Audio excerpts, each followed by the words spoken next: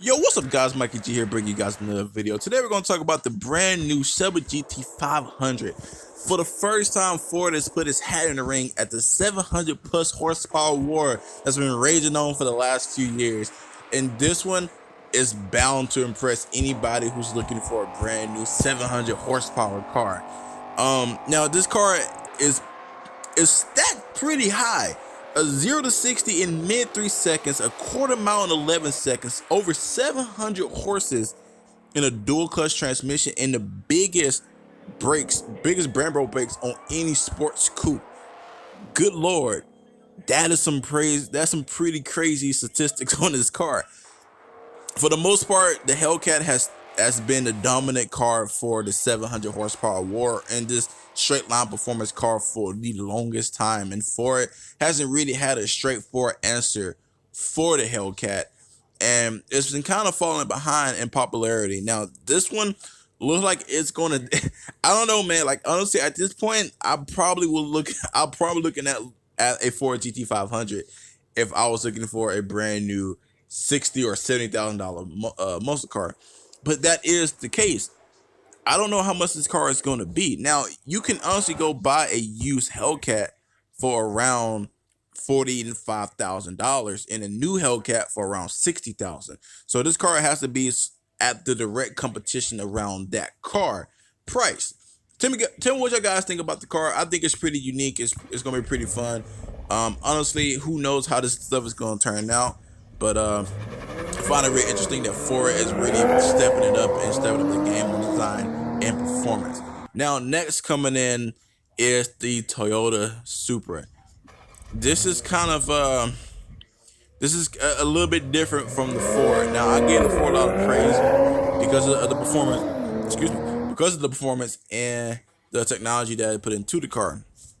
The Supra is a little bit of a different story. Now, the Supra is I believe it's like 390 horses and like 360 foot-pounds of torque. I could be wrong, but I know the car is not peaking over 400 horses.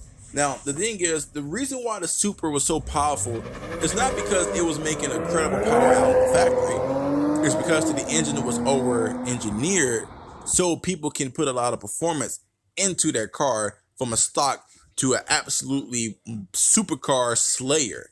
Now, this car in particular is a little bit different if y'all guys don't know. So this car is not being, the engine is not being manufactured from Toyota. It's actually sharing the exact same platform as the BMW. I think it's a Z4. I don't know, the smaller coupe that that BMW has, which is it's a little bit disappointing because it doesn't make the car unique as it should be. Like, this is a very nostalgic car. This is hands down the most popular car that Toyota has ever came up with. And the fact that it's sharing the exact same engine as a BMW doesn't really make me want to buy this car. And the performance is kind of low. And the thing is, that wouldn't be a big problem if the car wasn't at $49,000 at a base price. Yeah, 49 grand. Now, 49 grand, that's a lot of used cars on the market that you can get. So that's a lot of competition, especially on the used market for sports cars. For instance, the Corvette Z51 at a C7 are starting around $35,000.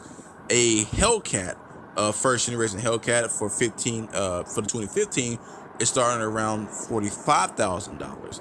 A Corvette, a Camaro ZR1, like the 2016, is around $46,000.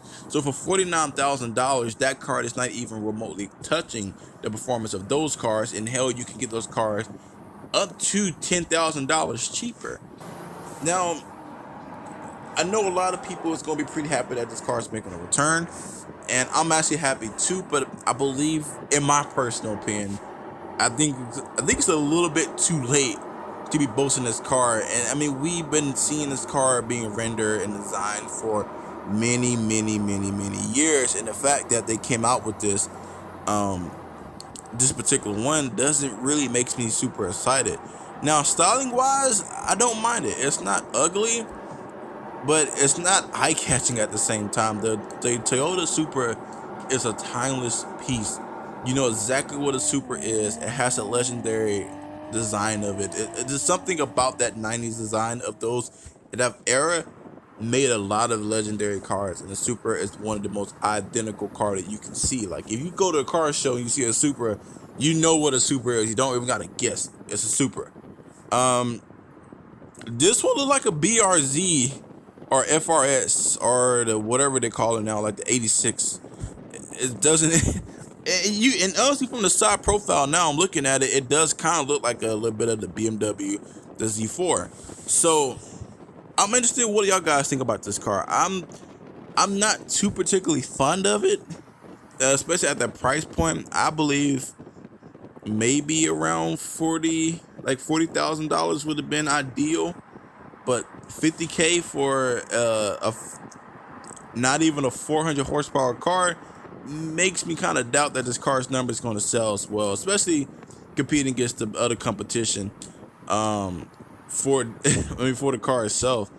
Um, but I mean, hey, I mean Toyota may have a formula here. Who knows? I mean, we haven't got the car on numbers yet. So I mean, if the car put down good numbers and is easy to be customizable, I mean, who knows?